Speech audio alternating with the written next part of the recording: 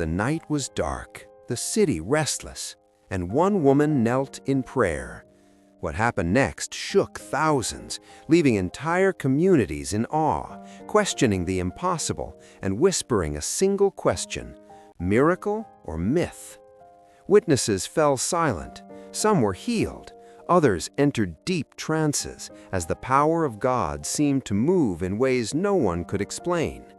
Before we uncover the untold story of Maria Woodworth-Etter and the night her prayer changed a city, make sure to like, subscribe, and share, because this is a story you'll want everyone to witness. There are moments in history that seem to sit somewhere between faith and mystery. Moments when entire crowds claim to witness something they cannot explain. Moments when a quiet prayer meeting suddenly becomes the center of an entire city's attention. And one of those moments is connected to a woman most people today have never heard of. Her name was Maria Woodworth-Etter. In the late 1800s, long before modern megachurches and global ministries, stories about her meetings began spreading across towns and cities in America. Stories that sounded almost unbelievable. People said the sick were healed. Others claimed they fell into deep spiritual trances during her gatherings. And witnesses described entire crowds sitting in absolute silence, as if something invisible had suddenly filled the room. But what happened next shocked everyone in the room. Because these weren't small gatherings. Sometimes thousands of people attended her meetings. Farmers, doctors, journalists, skeptics. Some came hoping for healing, others came out of curiosity, and some came simply because the rumors had become impossible to ignore. They said something strange happened whenever Maria Woodworth-Etter began to pray. The atmosphere would change, conversations stopped, people who had never met before would suddenly begin weeping, and in some cases, witnesses claimed that people fell into what they called the power of God, not fainting, not collapsing from emotion, but entering a deep, quiet state where they seemed completely unaware of the world around them, for minutes, sometimes hours. And then, something no one could explain happened. When these people awakened, many claimed they were completely healed. Pain that had lasted for years suddenly gone. Bodies that had struggled with sickness suddenly restored. And word about these events began spreading faster than anyone expected. Soon, entire cities were talking about her. Newspapers printed headlines about mysterious revival meetings. Church leaders debated what was really happening. And skeptics began asking a question that still lingers today. Were these miracles or something else entirely? But what witnesses described next would become the most controversial part of her ministry. Because some reports claimed the spiritual atmosphere in her meetings became so intense that even people outside the tents could feel it. Passers-by reportedly stopped in the streets. Some entered the meetings out of curiosity. Others said they felt an overwhelming conviction about their lives the moment they stepped inside. And yet, the woman at the center of all this attention seemed strangely quiet about the events. Unlike many revival preachers of her time, Maria Woodworth-Etter did not try to control the atmosphere. She didn't shout to stir emotion. She didn't manipulate crowds. Instead, witnesses said she often did something far more unusual. She simply prayed, sometimes softly, sometimes for long stretches of time, waiting, listening. And those who watched closely noticed something remarkable. The most extraordinary moments of her meetings rarely happened during sermons. They happened during prayer, especially during the long hours when most people would have gone home.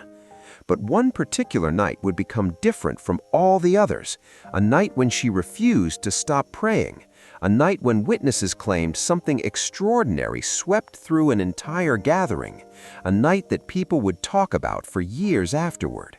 Because according to those who were there, what began as an ordinary prayer meeting turned into something that left a city in shock.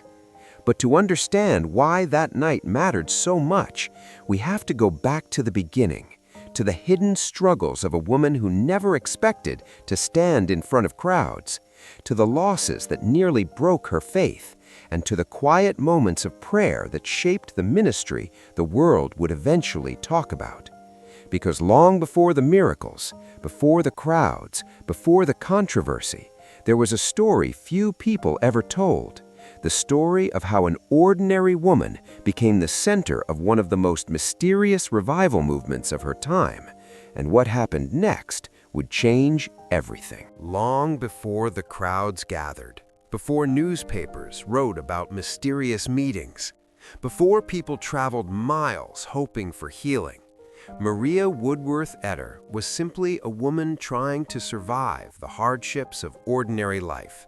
She wasn't born into influence, she wasn't raised in theological schools, and she certainly didn't grow up imagining that thousands of people would one day travel just to hear her pray. In fact, the early years of her life were marked by something very different: struggle. Born in rural America in the mid-1800s, Maria grew up during a time when life was harsh and unpredictable.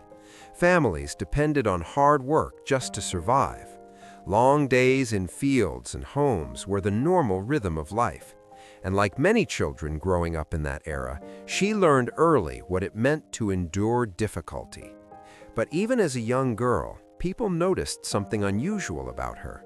She had a deep awareness of God, not simply a religious habit, but an inward sensitivity that seemed to shape how she viewed the world. While other children focused on daily routines, Maria often spent time alone in quiet reflection and prayer. But what happened next would change the course of her life.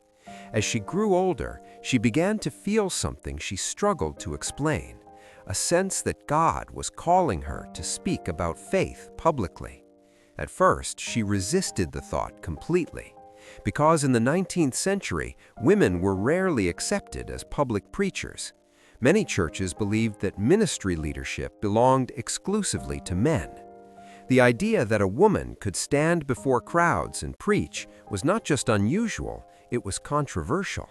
And for Maria, the thought felt overwhelming. She reportedly prayed for God to remove the burden she felt in her heart, but the conviction only grew stronger. And then, life dealt her a series of devastating blows. She experienced deep personal loss, including the death of several of her children, an unimaginable grief that left her questioning everything she thought she understood about faith. The weight of those losses pushed her into a season of deep spiritual struggle. Some accounts say she nearly lost her strength completely during those years. But in the quiet moments of grief, something began to happen. Instead of turning away from prayer, she began praying even more. Long hours, deep cries of the heart, moments when faith and pain seemed to collide in ways she had never experienced before. And then, something began to change. According to her own later accounts, Maria began experiencing powerful moments during prayer, moments where she believed God was strengthening her for a purpose she had tried to avoid. But what witnesses described next would become one of the most unusual parts of her story. During some prayer gatherings, she reportedly entered what observers described as visions or trances, moments where she appeared completely still and unaware of the room around her. At first, people didn't know what to make of it. Some believed it was a spiritual experience. Others thought it was simply exhaustion or emotional strain. But when she would later speak after these moments, people said her words carried an unusual clarity and conviction. Gradually, small prayer meetings began forming around her. Nothing dramatic at first, just groups of people gathering to pray and listen. But as word spread, something unexpected began happening. People claimed they were being healed. Others said they felt overwhelming conviction about their lives during the meetings. And stories about these gatherings slowly began traveling beyond the small communities where they began. Farmers told neighbors, travelers shared what they had seen, and curiosity about Maria Woodworth-Etter began growing. But what happened next shocked even those who believed in her ministry. Because the small prayer meetings began turning into large gatherings, Then, large gatherings turned into massive tent meetings. Crowds began arriving not just from nearby towns, but from distant cities. Some came desperate for healing. Others came simply to witness what people were calling a revival unlike anything they had seen before. And strangely, the most powerful moments of these meetings rarely came from long sermons. They came from prayer. Quiet moments. Moments when the room seemed to shift into something deeper. But there was one pattern witnesses kept noticing. The most extraordinary events seemed to follow the nights when Maria prayed the longest. Sometimes deep into the night, sometimes when most of the crowd had already gone home. And then, something no one expected began to happen. During one particular season of meetings, people began noticing that the spiritual atmosphere during her prayers was becoming even more intense, heavier, more overwhelming, as if something unseen was drawing closer. And then came a night that people would talk about for years.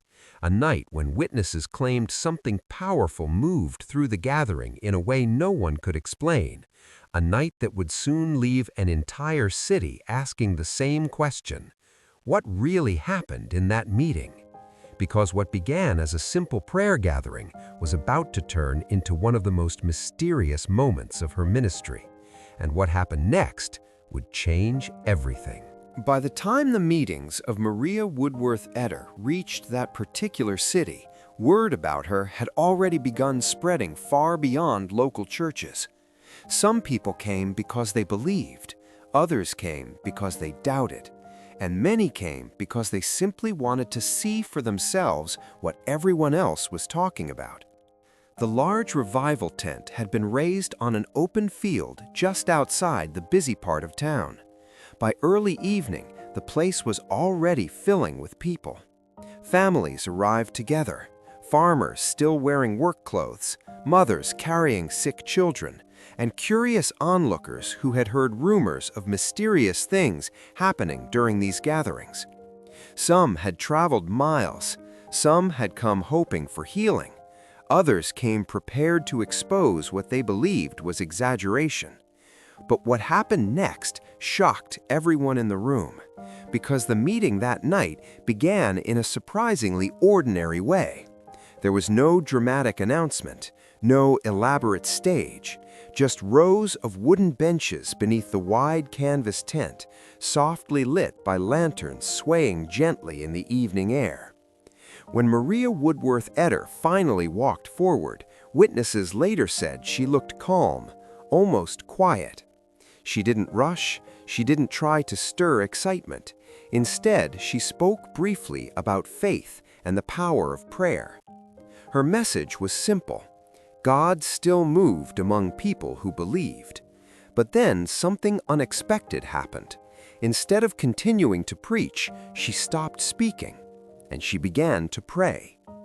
At first, the prayer sounded like any other prayer meeting. Soft words, quiet voices in agreement, the sound of wind brushing against the tent. But slowly, the atmosphere began to shift. People in the crowd later said the room felt different. Not louder, not emotional, but heavier, more still. Conversations stopped.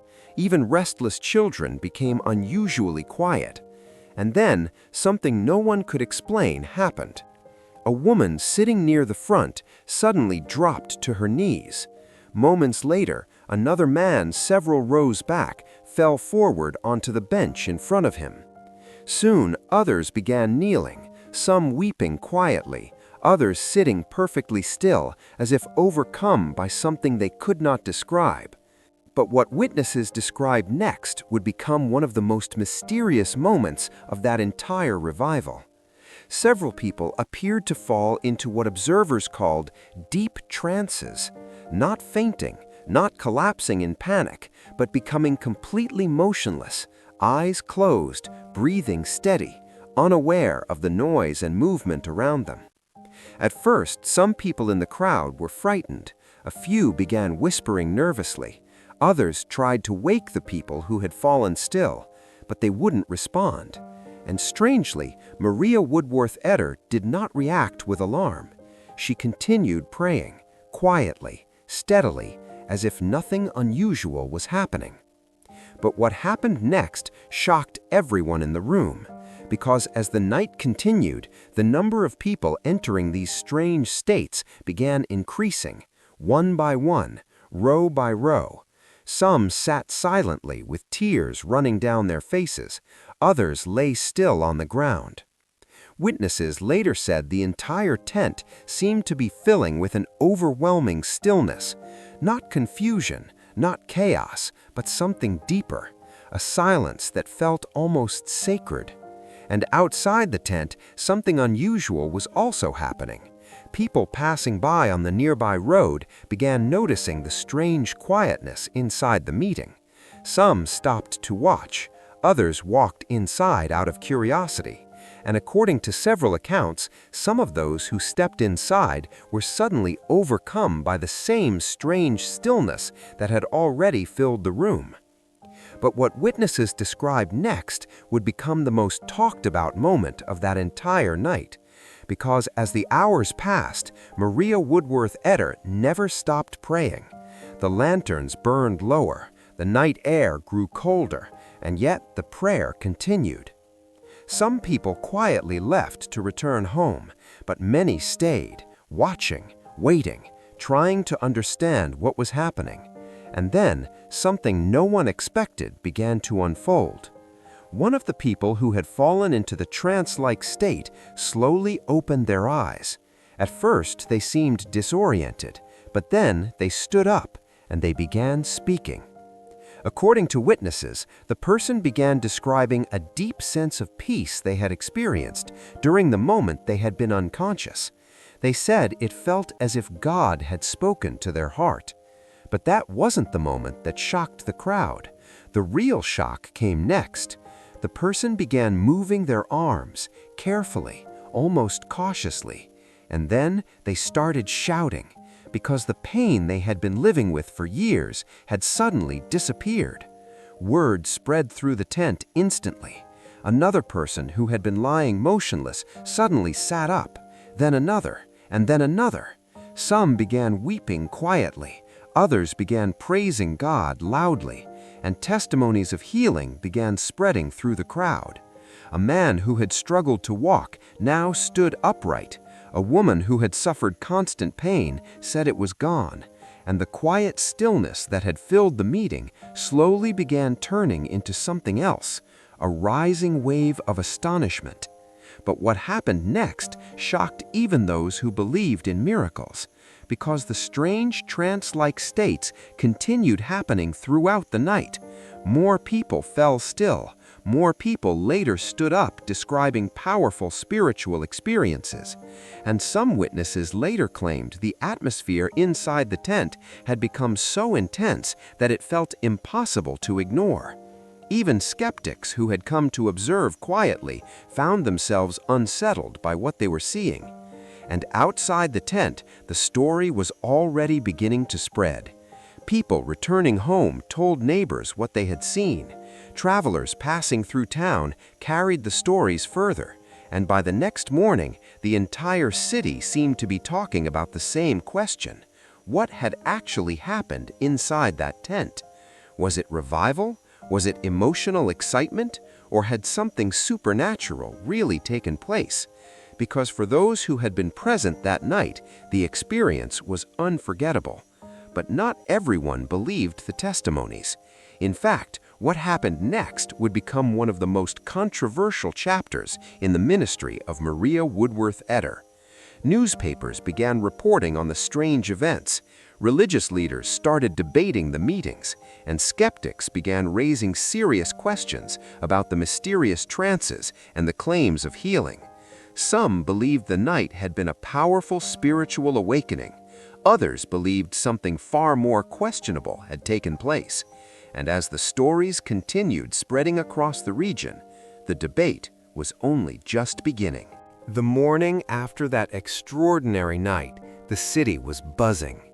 Everyone had heard the stories, neighbors whispering on street corners, shopkeepers recounting strange events, travelers passing through, wide-eyed with curiosity. Some spoke in awe, others in disbelief, and almost immediately the controversy began. Newspapers published articles questioning what had happened. Headlines ranged from cautious curiosity to outright skepticism, mysterious revival or mass hysteria. Thousands witness unexplained phenomena. Is it faith or folly? Critics were quick to speak. Some ministers in nearby churches condemned the gatherings outright. They called Maria Woodworth-Etter's meetings emotional spectacles, claiming people were being manipulated by fervent preaching and social pressure. Some wrote that the trance-like states were nothing more than hypnotic suggestion. Others went further, arguing that the entire ministry risked misleading vulnerable people. And yet, the testimonies didn't stop. People continued coming from miles away, drawn by the stories of healing, visions, and encounters they couldn't ignore. What witnesses described next would become the core of the debate. Many claimed the healings were instantaneous. Pain that had lasted for years vanished. Chronic conditions improved overnight. People who had relied on crutches began walking without assistance. Skeptics questioned every story. Some journalists tried to interview those who had been healed, only to find contradictions in their accounts or incredible consistency that left them perplexed. Even some church authorities admitted they could not explain the events, and Maria herself responded in ways that frustrated her critics. She never sought fame. She never tried to defend herself in newspapers. Her only response was prayer. She claimed she was merely obedient to God, that the results were not her doing, and that people should judge the events for themselves. But that quiet humility only fueled controversy further. Some people were outraged that a woman would lead such meetings. Others were unsettled by the sheer scale of what was happening. Entire congregations falling into trances, people being healed, and crowds growing rapidly. And yet, in the midst of criticism, a strange pattern emerged. Those who experienced the meetings often testified that the healings and spiritual encounters were real and transformative. Even some of the most skeptical visitors admitted they felt something supernatural in the tent. What witnesses described next shocked many. Some visitors claimed they experienced visions, brief glimpses of a spiritual reality that left them changed forever. Others said they felt convictions in their hearts that led to completely alter their lives. The debate spread beyond the city. Churches in other towns wrote letters questioning the legitimacy of the events. Meanwhile, new groups of believers began to hold similar prayer meetings inspired by the stories of Maria's ministry. And for every critic, there was a supporter ready to testify about their own miraculous experiences. This created a cultural tension unlike anything the city had seen before. Newspaper articles were written, letters to editors poured in. Some argued she was a chosen vessel of God. Others insisted she was creating mass hysteria. And in private letters, prominent ministers debated whether the events should be embraced, ignored, or condemned. Some of the criticism focused on the trances themselves. Skeptics claimed people were simply fainting, acting, or caught up in emotion. Believers insisted these were spiritual manifestations, proof of God's presence moving powerfully. What happened next would cement Maria's reputation as one of the most divisive figures in early American revival history. Because the controversy was not limited to theological debate, it became a battle for hearts and minds. Some feared that people might be led astray. Some feared that other ministries would follow suit in ways that were untested and potentially dangerous. And yet, in the midst of criticism, the results continued. People continued to be healed, lives continued to be changed, and the questions persisted. Was it faith, miracle, or something no one could explain? The debates created two distinct groups: the supporters who experienced or witnessed the power of God firsthand, and the skeptics who demanded rational explanations and feared mass deception. This division shaped the future of Maria's ministry, making every public meeting a potential headline, a potential argument, and a potential miracle. And in the middle of it all, Maria remained focused on one thing: prayer. It was the quiet, persistent prayer that drew people, the prayers that extended late into the night, the prayers that many said touched their hearts and bodies in ways nothing else could. And though controversy surrounded her life and ministry, one truth became undeniable. Whatever the critics said, something extraordinary had happened that night, and that something would echo for decades to come. Because the stories of healing, the reports of spiritual encounters, and the sheer intensity of those nights created a legacy that could not be silenced by criticism. And it's that legacy that would eventually lead to a question asked for generations. Was it truly divine, or a mystery history has yet to explain? With that question lingering in the minds of believers and skeptics alike, the stage was set for the final chapter of Maria Woodworth-Etter's extraordinary life. The legacy she left behind, the revival she inspired, and the influence of a single night that changed a city forever. Decades have passed since that extraordinary night when Maria Woodworth-Etter prayed until the city seemed to hold its breath. Yet the echoes of her ministry are still felt today. What happened in that tent, those mysterious healings, the trance-like states, the testimonies of spiritual encounters, did more than draw crowds. It shaped the future of revival in America. Many of the early Pentecostal movements drew inspiration from her meetings. Leaders who followed in her footsteps often cited Maria's prayers and the power witnessed in her gatherings as proof that God could move in ways beyond human comprehension. Some of the people healed during her ministry went on to become ministers themselves, carrying forward the conviction that God could intervene supernaturally in the lives of ordinary people. Her legacy also challenged the church to think differently about women in ministry. At a time when it was uncommon for women to preach, Maria's unwavering commitment to prayer and obedience forced communities to reckon with her effectiveness. Her courage and faith paved the way for future generations of women leaders, demonstrating that spiritual authority is not determined by gender, but by the depth of one's relationship with God. But the legacy of Maria Woodworth-Etter is not without its mysteries. Even today, historians and theologians debate the events of that night. Were the healings miraculous? Were the trances a spiritual phenomenon, or could they be explained by psychology, emotion, or suggestion? And yet, perhaps the question misses the point, because for those who were there, the tangible effects of her ministry were undeniable. Lives were changed, faith was ignited, communities were transformed. Even skeptics admitted that something extraordinary had occurred, something beyond the ordinary patterns of human experience. And the stories continue to inspire people around the world.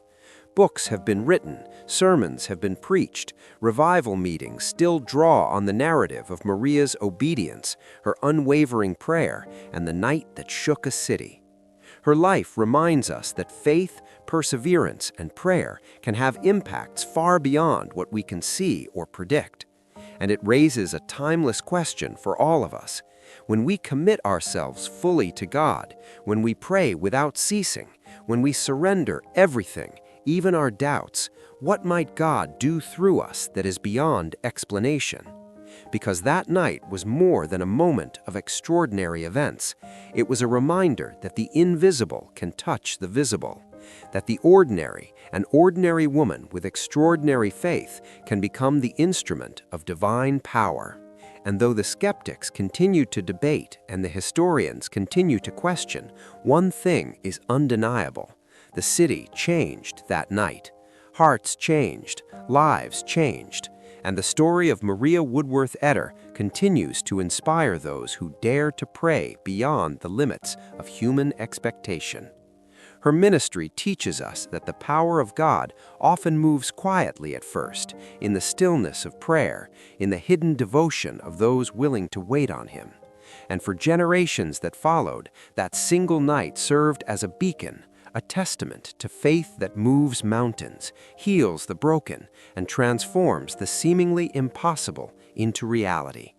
Because sometimes the most extraordinary miracles happen not in the spotlight, but in the secret place of prayer. And it is there, in that sacred quiet, that Maria Woodworth-Etter's story will continue to challenge, inspire, and captivate anyone who dares to believe that God can move in ways we cannot begin to imagine. The night her prayer changed a city was not just history, it was a legacy that whispers to every generation, faith, surrender, and relentless prayer can shake the world. And so the question remains, was it miracle, mystery, or both? Perhaps it doesn't matter, because for those who were touched, witnessed, or inspired, the answer is clear. And that is the enduring power of Maria Woodworth-Etter, a woman, a prayer, a city changed forever.